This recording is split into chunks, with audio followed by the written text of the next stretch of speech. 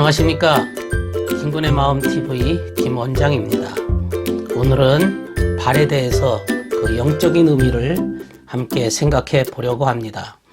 발이라고 하는 것은 사람의 체중을 이렇게 받치면서 땅에 디디는 그러한 부분입니다. 평평합니다. 그래서 동물이나 사람은 평평한 발의 힘으로 그 몸의 체중을 이렇게 디디고 있는 역할을 하게 됩니다.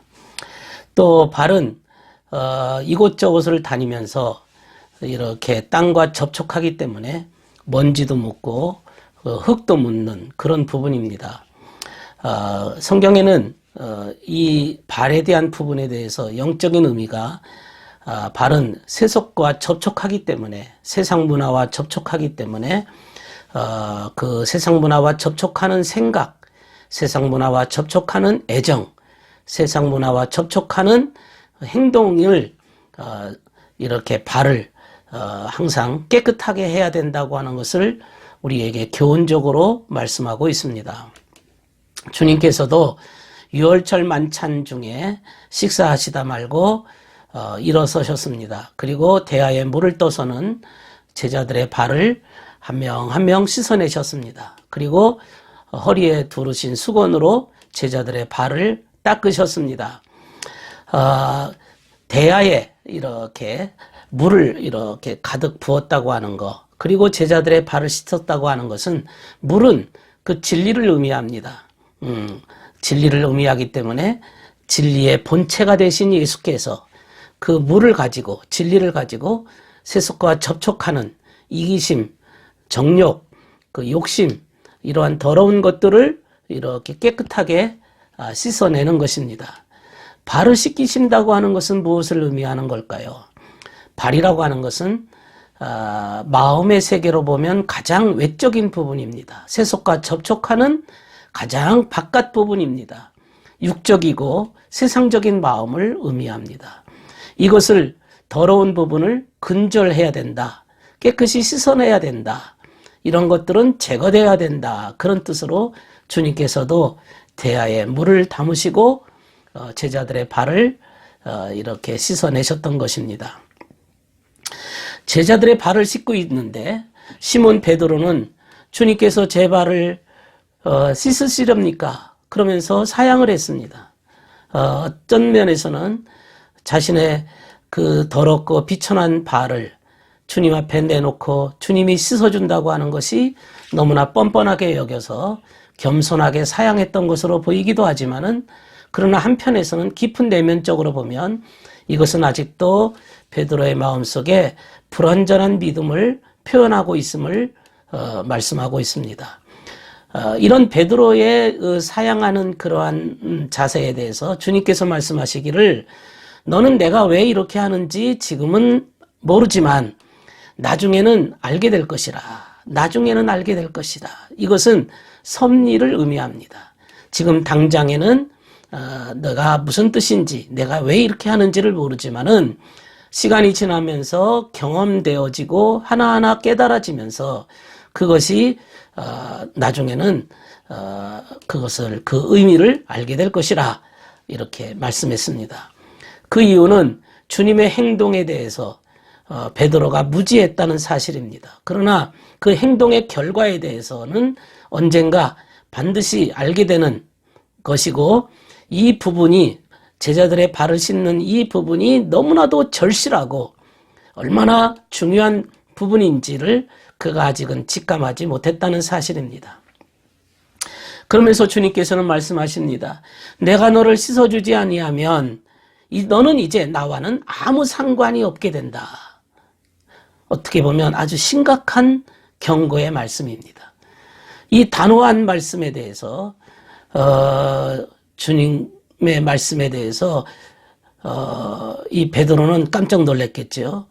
지금 내가 너를 씻어주지 않으면 너와 나는 단절된다 이죠. 끝난다. 어떻게 보면 구원은 없다. 이런 말씀인데요.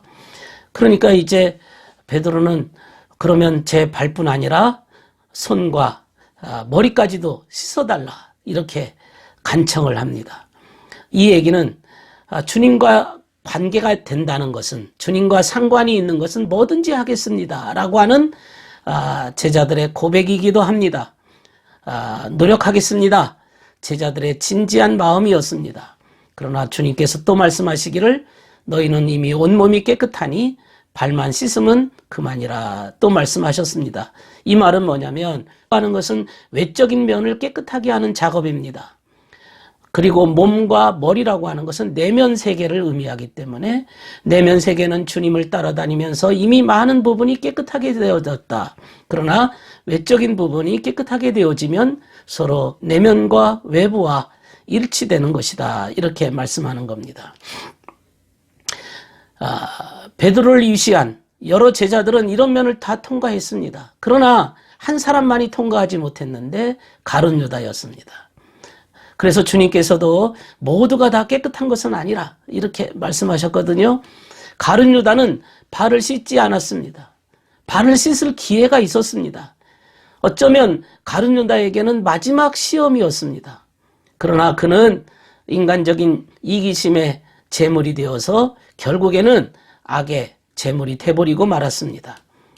주님께서는 이미 당신을 팔아넘길 자가 누구인지 알고 계셨기 때문에 모두가 깨끗한 자는 깨끗한 것은 아니라 이렇게 말씀하셨던 겁니다. 이미 배반할 자를 알고 계셨다는 겁니다. 주님이 알고 계셨다. 주님이 알고 계셨다. 이 말은 주님의 섭리입니다. 주님의 섭리입니다. 인간의 상태를 알고 계신다. 내 모든 형편과 사정을 주님은 다 알고 계십니다.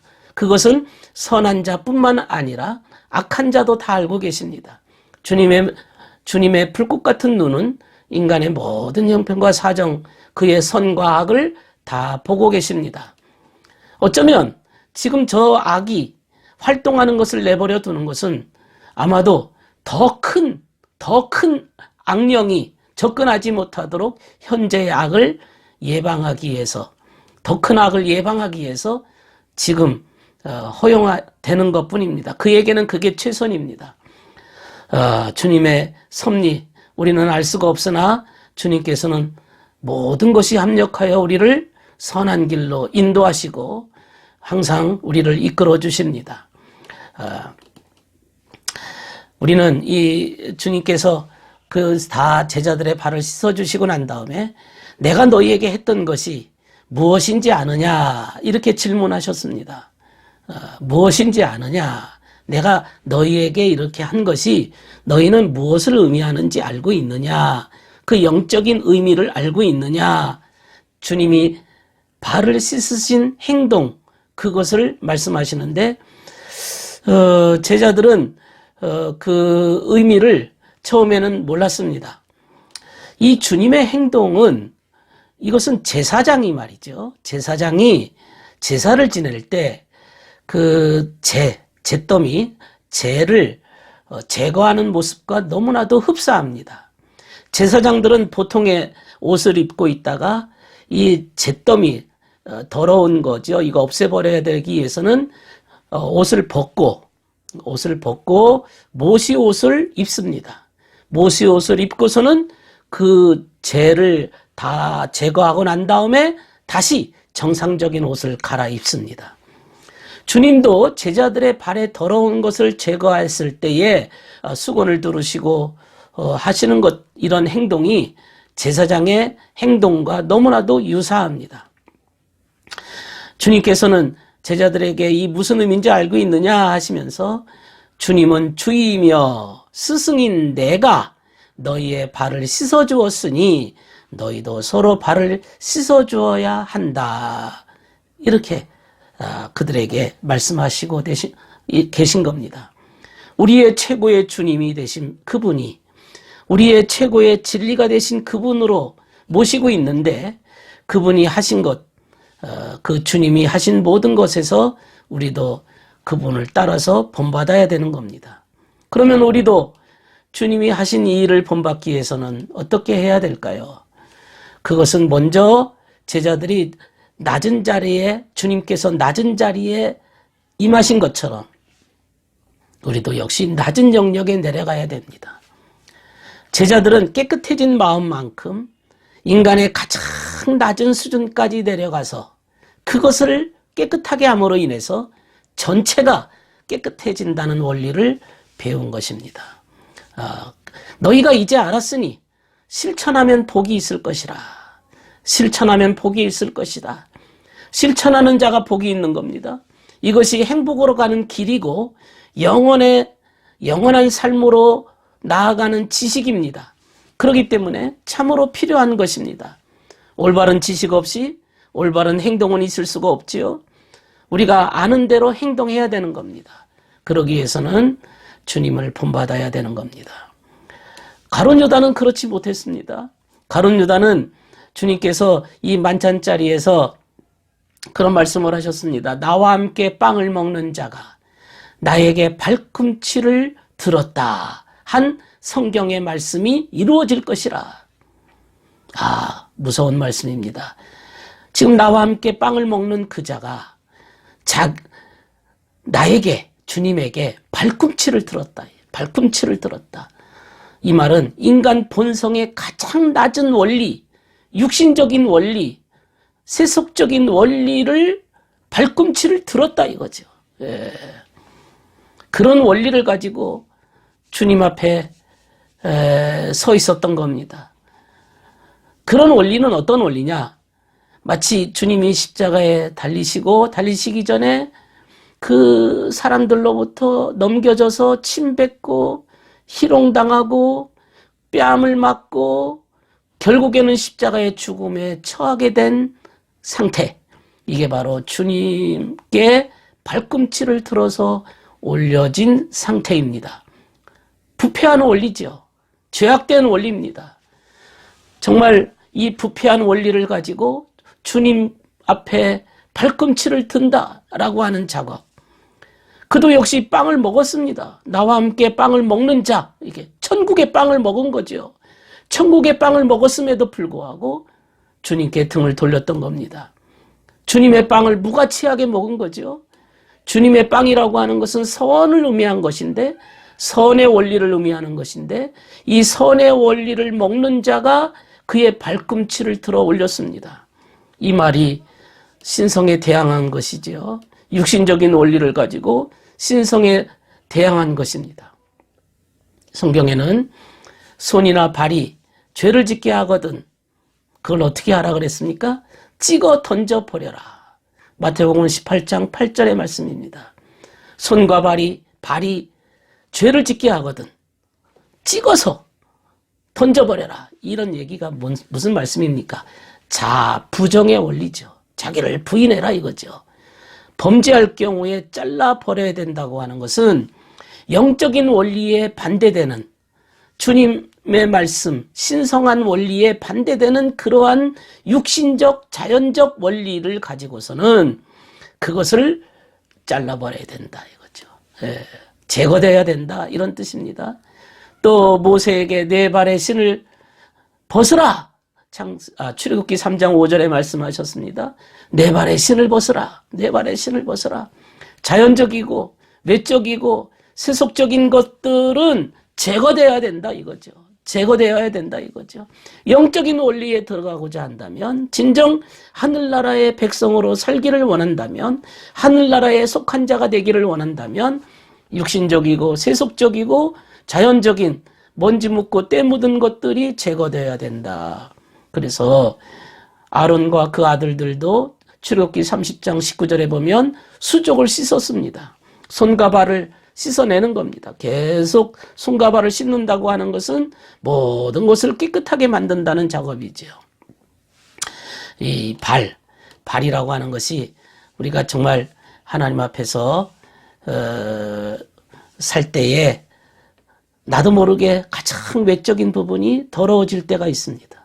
그런 부분들은 늘 회개하고 주님의 진리로서 깨끗하게 하는 그 일만이 우리가 주님의 진리를 따라가는 길입니다. 마지막 한 구절에 보면 마태복음 10장 14절에 15절에 보면 너희를 영접하지 않고 너희 말을 듣지도 않는 그러한 집이나 성에서 너희 발에 먼지를 떨어버려라. 발에 먼지 떨어버려라. 내가 진실로 너희에게 이르노니 심판나라의 소돔과 고모라 땅이 그 성보다 견디기 쉬우리라. 발에 묻은 먼지를 떨어버리라. 그렇죠? 먼지로 인해서 발이 더럽히지 않게 하라. 주님을 영접하지 않는 그들의 원리, 세속적 원리, 육신적 원리를 다 털어버리라는 거죠. 이 먼지라고 하는 것은 땅에 속한 가장 낮은 수준입니다. 그것은 원래 뱀이 흙을 먹고 산다고 했는데, 뱀이 흙을 먹고 산다고 하는 것은 먼지를 먹는다는 것을 의미하거든요. 그것은 뱀의 양식이었습니다. 감각적이고 세속적인 원리입니다. 이것을 다 떨어버리는 작업만이 우리가 주님 앞에 설 수가 있는 것이지요. 오늘은 발에 대한 그 영적인 의미를 살펴보았습니다. 이러한 진리를 여러분 잘 생각하시고 믿음 지키시기를 바랍니다. 감사합니다.